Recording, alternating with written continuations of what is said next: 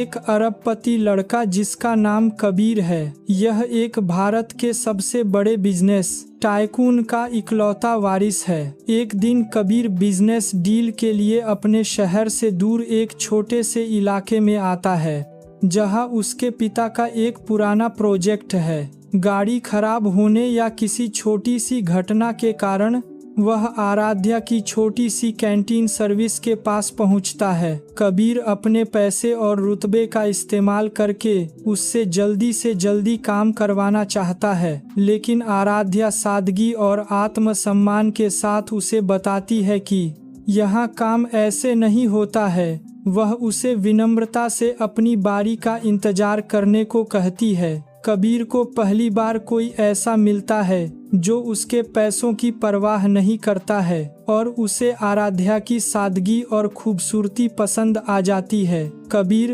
अपनी असल पहचान छुपाकर एक साधारण नौकरी पेशा आदमी के रूप में उस इलाके में रहने लगता है ताकि वह आराध्या के करीब आ सके। इसी तरह उसके इलाके में रहते रहते आराध्या से प्यार हो जाता है। आराध्या उसे कबीर नाम से ही जानती है और उसकी सादगी और मजाकिया स्वभाव के कारण उसे पसंद करने लगती है। कबीर आराध्या से वह झूठ बोलता है कि मैं एक मिडिल क्लासेस लड़का हूँ। दोनों में दोस्ती गहरी होती है। कबीर आराध्या की मेहनत, सच्चाई और अपने परिवार के प्रति उसके प्यार को देखकर बदलता है। वह खुद को ज्यादा जिम्मेदार महसूस करने लगता है। आराध्या कबीर की मदद करती है, शायद उसे खाना बनाना या छोटी छोटी खुशियों का मजा लेना सिखाती है। एक दिन कबीर के पिता या उसका कोई बिजनेस सहयोगी अचानक उस जगह आ जाता है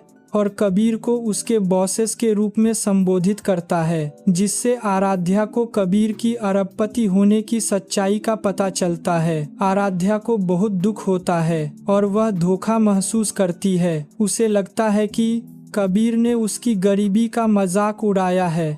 वह गुस्से में कबीर से रिश्ता तोड़ लेती है और उसे वहां से जाने को कहती है। कबीर बहुत कोशिश करता है कि वह उसे समझा सके कि उसने झूठ सिर्फ इसलिए बोला था क्योंकि वह नहीं चाहता था कि आराध्या उसके पैसे की वजह से उससे दूर भागे, लेकिन आराध्या नहीं मानती है। उसके बाद आराध्या के परिवार पर कोई बड़ी मुसीबत आ जाती है, जैसे घर टूटने का खतरा या बड़ा कर्ज। कबीर को जब इस बात का पता चलता है तो वह बिना आराध्या को बताए हुए अपनी कंपनी के नाम से नहीं बल्कि किसी गुमनाम दानदाता के रूप में आराध्या के परिवार की मदद करता है और उनकी समस्या हल कर देता है। आराध्या को जब पता चलता है कि किसी गुमनाम व्यक्ति ने उसकी मदद की है तो वह आभार महसूस करती है। आराध्या को धीरे धीरे एहसास होता है कि